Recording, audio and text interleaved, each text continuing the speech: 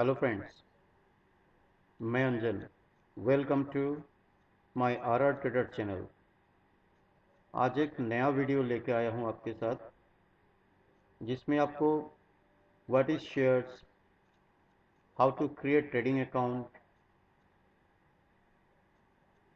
Primary shares, secondary shares, ये काफ़ी सारे बातें आपसे शुरुआत में जो जो आदमी को जो एकदम फ्रेशर है, फ्रेशर्स के लिए क्या क्या चाहिए, एक स्टॉक मार्केट में आने के लिए वेरी बिगिनिंग से, पहले से एवं बाद में क्या चीज़ देखना चाहिए, शुरुआत में क्या होना चाहिए, ये सारा मैं आप लोगों से बात करना चाहूँगा। तो व्हाट इज शेयर्स, माने शेयर की। শেয়ার এই কথা যদি আমি বলতে যাই আর কি, শেয়ারটা কি, তো সুন্দরভাবে আমি একটু ছোটোভাবে বুঝাবো যে কোনো কোম্পানির টোটাল যে ক্যাপিটাল মানে মূলধন, সেই মূলধন ক্যাপিটাল কালেক্ট করা হয়, সেটাকে মূলধনকে ছোট ছোট পার্ট করে পাবলিকের কাছে सेल করে দেয়। माने जो कैपिटल है, इसको पार्ट करके पब्लिक के हाथ पे डिस्ट्रीब्यूशन कर देता है। वो पब्लिक के हाथ में छोटा छोटा करके बेच देता है, মানে বিক্রি করে দেয়। এ প্রত্যেকটি অংশ एक কথায় আমরা शेयर बोली। यानी ये जो पार्ट पार्ट करके सेल किया है, पब्लिक के पास जो आया है, वो शेयर्स होता है। तो ये हो गया शेयर्स क्या है। दूसरे में, जिसे मैंने यहाँ लिखा हूँ, आप लोग यहाँ देख ही रहे हैं, what is shares. What is shares में ये एक पॉइंट आता है, इसमें how to create trading account. How to create trading account. Trading account खुलने के लिए पहले तो एक सेविंग्स अकाउंट चाहिए। फर्स्ट ऑफ फर्स्ट, जो एक फ्रेशर आदमी जो स्टॉक मार्केट में पहला स्टेप देना चाहता है, उनको फर्स्ट एक सेविंग्स अकाउंट होना चाहिए। इसके बाद एक सीडीएसएल में, central depository service India limited, इसमें एक बेनिफिशियरी अकाउंट डीमेट के अंदर में ओपन करना चाहिए, जो मैंने यहाँ लिख के मेंशन कर दिया हूँ। तो বুঝতে পারছেন যে সেভিংস অ্যাকাউন্ট একটা থাকতে হবে, আর ডিমেট অ্যাকাউন্ট মধ্যে সিডিএসএল এ একটা কি করতে হবে, ডিমেট অ্যাকাউন্ট ওপেন করতে হবে। যখন আপনি ওপেন করবেন, ডিমেট অ্যাকাউন্টটা ওপেন হওয়ার পরে ট্রেডিং অ্যাকাউন্ট চালু হবে। সেই ট্রেডিং অ্যাকাউন্ট হওয়ার আগ মুহূর্ত অবধি আপনাকে জানতে হবে যে শেয়ার মার্কেট, শেয়ার কয় ধরনের বা কীভাবে জিনিসটা আসে। তো আমরা বললাম কোম্পানি কি করে তার ক্যাপিটালকে ডিস্ট্রিবিউশন করে করে পাবলিকের হাতে ছেড়ে দেয়। ওই যে পাবলিকের পার্ট পার্ট অংশগুলো যে পাবলিকের হাতে থাকে, সেটাই হলো শেয়ার্স। এখন শেয়ার প্রথম অবস্থায় প্রাইমারি শেয়ার হিসাবে থাকে। আমি এক নম্বর এখানে মেনশন করে দিয়েছি, দেখুন, প্রাইমারি শেয়ার্স। প্রাইমারি শেয়ার্স, এই প্রাইমারি শেয়ার্স নিচে বি নম্বর দিয়েছি আমি सेकेंडरी शेयर्स।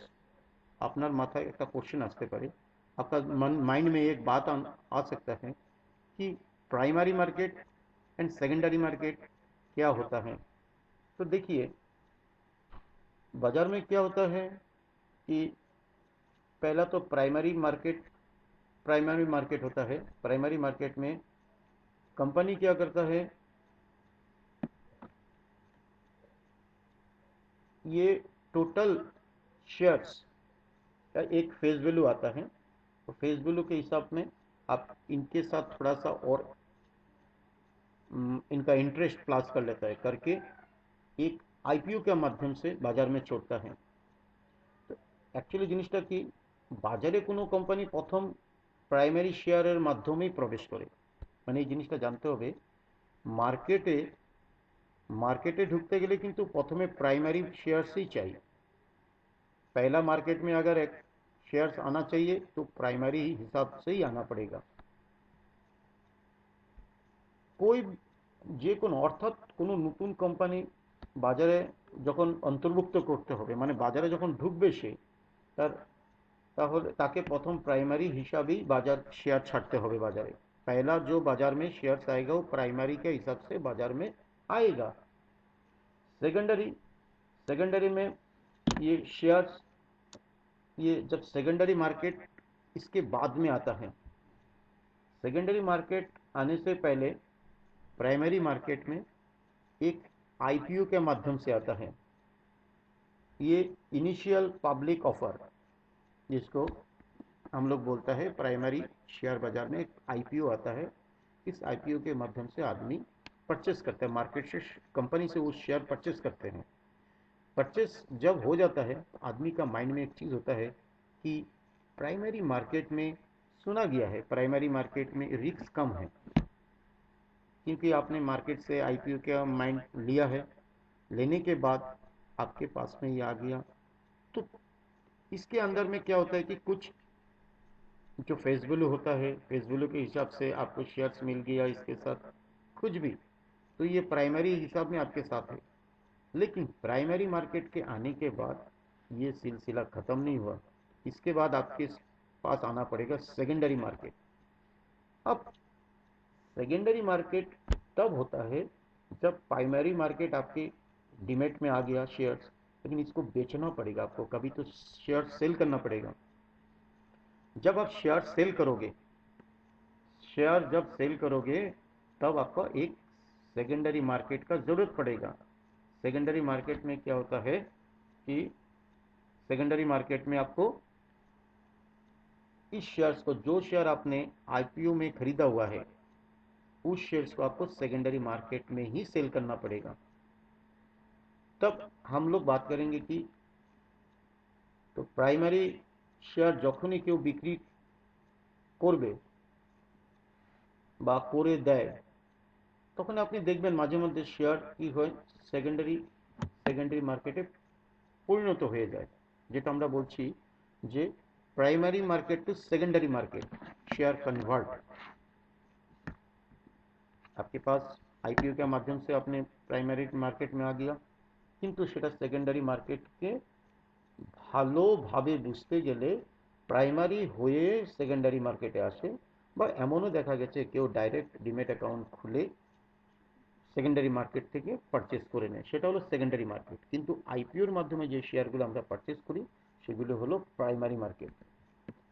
আই থিঙ্ক বুঝতে পেরেছেন যে সেকেন্ডারি মার্কেটের শেয়ারগুলো বিক্রি করতে গেলে আমাদের প্রথম অবস্থায় একটা demat account and trading account খুলতে হবে, মাস্ট। এই ডিমেট অ্যাকাউন্ট ট্রেডিং অ্যাকাউন্ট খুলতে গেলে আমি এখানে দিয়েছি দেখুন ট্রেডিং অ্যান্ড ডিমেট অ্যাকাউন্ট। তো ডিমেট অ্যান্ড ট্রেডিং অ্যাকাউন্ট খুলতে গেলে ফার্স্ট ওপেনিং স্টেপটা কি, বিও অ্যাকাউন্ট। বিও অ্যাকাউন্ট হলো বেনিফিশিয়ারি ওনার অ্যাকাউন্ট। সেকেন্ড আপনার লাগবে রিকোয়ারমেন্ট সাপোর্ট পেপারস। যে অ্যাকাউন্টটা খুলতে গেলে কিছু পেপারসের দরকার হয়, সেই পেপারসগুলো আপনাকে দিতে হবে। সিতে আমরা দেখব যে 1 নম্বর পেজ 18 ইয়ার্স হতে হবে, 18 বছর বয়স হতে হবে, অ্যান্ড ডিমেট অ্যান্ড ট্রেডিং ফর্মটা ফিল আপ করতে হবে, একটা প্যান কার্ড লাগবে। তো অবভিয়াসলি 18 ইয়ার্স হতেই হবে, কিন্তু স্টক মার্কেটে কাজ করতে গেলে 18 ইয়ার্স লাগে। অ্যাড্রেস প্রুফ লাগবে এনি ওয়ান, এর মধ্যে আমি মেনশন করে দিয়েছি পাসপোর্ট আছে, ব্যাংক পাসবুক পেজ মানে অ্যাড্রেস পেজ যেটা থাকে, এবং লাস্ট 1 মান্থ আপনার ইয়ে থাকবে স্টেটমেন্ট দিবেন, সেই স্টেটমেন্ট লেটেস্ট হতে হবে। Driving licence, electricity bill etcetera যেটা হবে লেটেস্ট হবে। 5 নম্বরে দেওয়া আছে ক্যান্সেল চেক লাগবে, cheque leaf 2 copies and passport colour photo 3 copies. एकखाना मोबाइल नंबर लगবে, इसमें एक मोबाइल नंबर चाहिए, कैंसलेशन चेक चाहिए और मदर नेम चाहिए, ईमेल आईडी चाहिए and nominee name with relation. সেখানে একটা নমিনি নেম লাগবে আর ওই নমিনির সাথে কি রিলেশন সেটা লাগবে। আর all document in A4 size, মানে A4 সাইজে যেটা হবে সেখানটায় তলাতে সেলফ অ্যাটেস্টেড করতে হবে। তার জন্য অন্য কারো দরকার পড়বে না, নিজে নিজে সিগনেচার করে সেই প্রসেস অগ্রসর করতে হবে। তারপরে আপনার ডিম্যাট অ্যান্ড ট্রেডিং অ্যাকাউন্টটা ওপেন হওয়ার পরে আপনি প্রাইমারি মার্কেটে যে শেয়ারটা ছিলেন সেটা सेकेंडरी मार्केट सेल करते पारबेन। समझ में आया होगा। पहले आपको डीमेट अकाउंट खोलना पड़ेगा, ट्रेडिंग अकाउंट खोलना पड़ेगा। डीमेट एंड ट्रेडिंग अकाउंट खोलने के बाद प्राइमरी शेयर सेकेंडरी शेयर्स में कन्वर्ट हो जाएगा। सेकेंडरी मार्केट में आपको इसको बेच सकता है। इसके बाद देखते हैं, हमने थोड़ा सा और इसको थोड़ा सा ब्रीफ किया कि purchase purchase shares check list. तो परचेस शेयर्स चेक लिस्ट कुछ ऐसा एक मैंने वो है कि आपको अकाउंट खोलने से, मैंने आप अकाउंट खोलेंगे, खोलने के साथ आपको क्या देखना पड़ेगा कि आपका जो भी अकाउंट खोल लिया, अभी अकाउंट तो खोल लिया।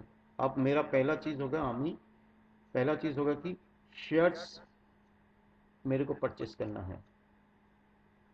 तो परचेस शेयर्स करने से कुछ चेक लिस्ट आपको बनाना पड़ेगा, जिस चेक लिस्ट में आपको PE, NAV, EPS, total share in hand, authorise capital and paid up capital, इसके बाद लास्ट 3-4 मंथ्स का ट्रैक रिकॉर्ड, इसके बाद last 3-4 months news, and 8 number में दिया गया हूँ quarter result. Q result like this quarter result. अब क्वार्टर रिजल्ट आपको देखना पड़ेगा कि क्वार्टर रिजल्ट मैंने ये सारा चीज़ आपको फॉलो अप करना पड़ेगा, एक चेक लिस्ट के माध्यम से आपको बनाना पड़ेगा।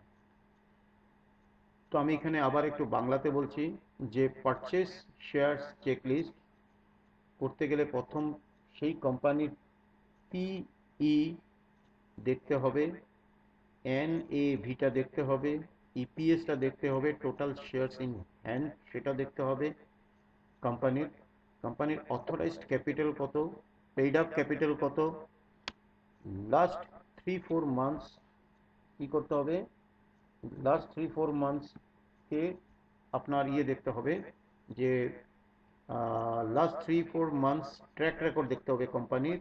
লাস্ট 3-4 मंथ्स সেটার এই কোম্পানির নিউজ কি এসেছিল সেই নিউজ সম্বন্ধে আপনার একটু ফলো আপ রাখতে হবে। তারপরে আপনি কোয়ার্টার রেজাল্ট দিতে হবে। কোয়ার্টার 4টা কোয়ার্টারে হয়, 3 মাস অন্তরে অন্তরে কোয়ার্টার হয়।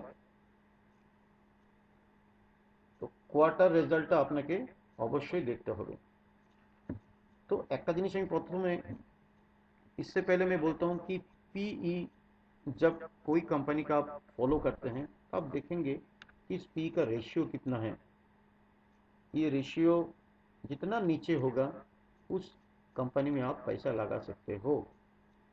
NAV जो है, नेट एसेट वैल्यू, ये भी आपको देखना पड़ेगा साथ साथ में। सपोज मान लीजिए बाजार का NAV 300 है, तो ये बाजार का एक्चुअल कंपनी का जो NAV है वो 300 रुपीज़। तो बाजार में इसका रेट कितना आना चाहिए, इसका 700 का नीचे होना चाहिए। EPS देखना पड़ेगा, ये जितना ज़्यादा होगा EPS उतना अच्छा है कंपनी के लिए। और इसके बाद टोटल शेयर, लास्ट में जो authorise capital and paid up capital बोला हूँ 5 नंबर में, ये टोटल शेयर कितने हाथ में है। अगर authorise capital and paid up capital shares दो ही अगर जो वैल्यू निकल के आता है वो अगर सिमिलरिटी है तो उस कंपनी में पैसा लगाना नहीं चाहिए, क्योंकि ये कंपनी बोनस भी देता नहीं है। अब लगाने से थोड़ा सा सेफ जोन करके खेलना चाहिए, वो बोनस कभी देता नहीं है। बोनस नहीं मिलेगा उस कंपनी को। और ट्रैक रिकॉर्ड इसलिए देखना चाहिए कि कब बोनस दिया है कि नहीं है, इसका ईयरली क्या मतलब इसका क्या प्रॉफिट हो रहा है, कंपनी में क्या लॉस हो रहा है, ये सारा चीज़ आपको फॉलो अप करना पड़ेगा 3-4 महीना का। इसके बाद 3-4 महीना में इसका कोई ख़राब न्यूज़ आया कि नहीं है, कोई न्यूज़ ख़राब होगा तो उसको देखना पड़ेगा। और लास्ट में इसका रिजल्ट भी आपको फॉलो अप करना पड़ेगा, तभी जाके एक शेयर्स को आप कभी भी बाई कर सकते हैं। मतलब ये बाई करने से पहले ये सब स्टेप आपको लेना ही पड़ेगा। এগুলো ফলো করতেই হবে। NAV, EPS, news page, track record, এগুলো ফলো করেই পারচেস করতে হবে। এবং কখন আপনি পারচেস করবেন, কিভাবে পারচেস করবেন এবং কত কোয়ান্টিটি পারচেস করবেন, সেটা डिपेंड হবে आपको कैसे परचेस करना है, कब करना है, कितना क्वांटिटी परचेस करना है। वो वो डिपेंड होगा मार्केट का कंडीशन का ऊपर। आपका पोर्टफोलियो जो है, पोर्टफोलियो का पोर्टफोलियो का जो मैनेजमेंट आप करते हो उसके ऊपर आपको विचार करना पड़ेगा। आपका हाथ में कैश रिजर्व कितना है वो देखना पड़ेगा। इसका टोटल पिक्चर अगर आपने परचेज शेयर्स जो चेकलिस्ट है इसके अंदर में आपने अगर क्लियर हो जाता है कि ये सारा चीज़ मेरा क्लियर है, उस हिसाब से आपको परचेज क्वांटिटी करना है, परचेज स्टेप करना है। और डायरेक्शन अगर सही होगा, उस जगह में अगर अच्छा सारा रिपोर्ट्स आ रहा है तो अब ज़्यादा परचेज करिए थोड़ा। लेकिन मैं बोलूँगा यहाँ आपको परचेज करना है स्टेप बाय स्टेप। आपको हमेशा परचेज करना है स्टेप बाय स्टेप। अगर मान लो जहाँ आपने 100 परचेस करना है, आप वहाँ 25-25-25-25 परचेस करिए। और 25-25 क्वांटिटी परचेस करने से आपको ज़्यादा लॉस नहीं होगा। एक रेशियो परचेज आपका हो जाएगा, एवरेजिंग परचेज जो बोलता है, एवरेजिंग परचेज भी हो जाएगा। और आपको इसको स्टेप बाय स्टेप आपको इसको सेल भी कर सकते हैं आप। इसके बाद शेयर्स का एक टर्म्स होता है। शेयर खरीदने से पहले बहुत नियम कानून है, वो भी देखना पड़ता है। इसके बाद मार्केट में टेक्निकल एक टिप्स भी होता है। आपको टेक्निकल भी थोड़ा सीखना है। इसके बाद कुछ मूविंग एवरेज होता है, मूविंग एवरेज भी आपको सीखना है। कुछ डाउन होता है, आपका पोर्टफोलियो डाउन हो रहा है, इसको किस तरह आप वॉच करेंगे। पोर्टफोलियो ट्रैकर है, पोर्टफोलियो ट्रैकर के माध्यम से भी आप इसको ट्रैक कर सकते हैं। तो मैंने इस वीडियो में आपको यही समझाने की कोशिश किया कि शेयर्स क्या होता है और शेयर मार्केट में अकाउंट ओपन करने के लिए क्या चीज़ पहले होना चाहिए और क्या क्या पेपर्स आपके पास होना चाहिए, रिक्वायरमेंट ये होना चाहिए। और सबसे बड़ा बात है 18 ईयर्स होना चाहिए। 18 ईयर्स होने से आप शेयर मार्केट में काम कर सकते हो।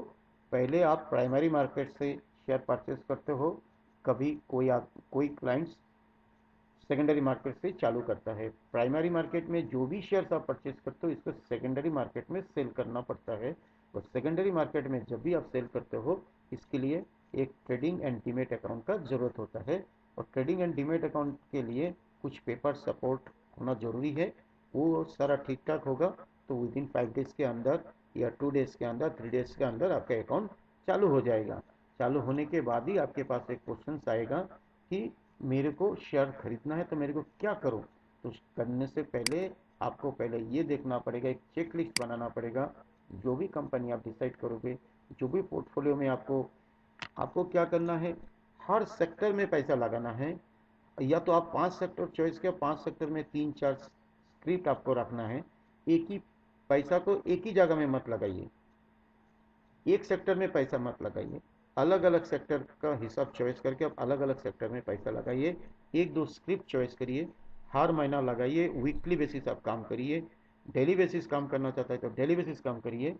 लेकिन आपको P E N A V E P S ये जो सारा चीज़ मैंने दिया हूँ ये चीज़ सबसे बड़ा इम्पोर्टेंट है। ये चीज़ को आपको फॉलो अप करना ही करना है, इसको देखना ही पड़ेगा। इसके बाद आपको जब ये चीज़ देखेंगे तब एक रिजल्ट अच्छा चीज़ आपके पास आएगा कि हाँ ये कंपनी अच्छे हैं, तब जाके ये परचेस आप क्वांटिटी आप करिए, क्वांटिटी वाइज करिए या पार्ट पार्ट करिए। तो मैं हमेशा आपको ये सलाह देता हूँ, मेरा क्लाइंट को भी ये बोलता हूँ कि आप एक साथ अपना पैसा मत लगाइए। अगर 100 शेयर खरीदना है, इसका 10% खरीदो, 10 शेयर खरीदीजिए, फिर 10 शेयर खरीदीजिए। पहले तो आप सिर्फ सिस्टम के हिसाब से काम करिए, थोड़ा सा पिच में बना रहिए, थोड़ा मार्केट को समझिए, मार्केट कैसे होता है। ऐसा नहीं कि हम जो चाहेंगे वही मार्केट नहीं होगा, इसका विपरीत दिशा में मार्केट चलता है। तो इसलिए हमको मार्केट को थोड़ा समझना पड़ेगा, धीरे धीरे करके हमको इसको आगे बढ़ाना है, क्वांटिटी बढ़ाना है, आपका बिजनेस को थोड़ा सा डेवलप करना है। बिजनेस डेवलप करने के लिए थोड़ा सा पेशेंस चाहिए, पेशेंस नहीं होने से नहीं होगा। 10 कंपनी काम करूँगा चाहे 2 कंपनी काम करूँ, और थोड़ा सा डिसिप्लिन वाइज में काम करूँ, तो देखना बहुत अच्छा लगता है। बाकी आपको धीरे धीरे जब नॉलेज आ जाएगा, आप इंटरडे ट्रेडिंग कर सकते हो, इंटर ट्रेडिंग में तब माहिर हो जाएंगे। कुछ दिन पहले मैंने स्टॉप लॉस का एक वीडियो मैंने दिया था, स्टॉप लॉस किस तरह आप इसको यूज़ करना है, अपना एरिया चॉइस करना है, स्टॉप लॉस का एक फिगर माइंड में रखना है, पहले स्टॉप लॉस का फिगर रखना है, तब जाके आपको एंट्री लेना है। थैंक यू फ्रेंड्स, मैंने थोड़ा समझाने का कोशिश किया, थोड़ा जितना हो सके आप लोग परचेस करने से पहले और डीमेट अकाउंट ट्रेडिंग अकाउंट खोलने से पहले जो पेपर्स रिक्वायरमेंट होता है वो फुलफिल रखना पड़ता है, वो रखिएगा। Thank you for watching. फिर आप लोगों से मुलाकात करूंगा एक नया वीडियो के साथ।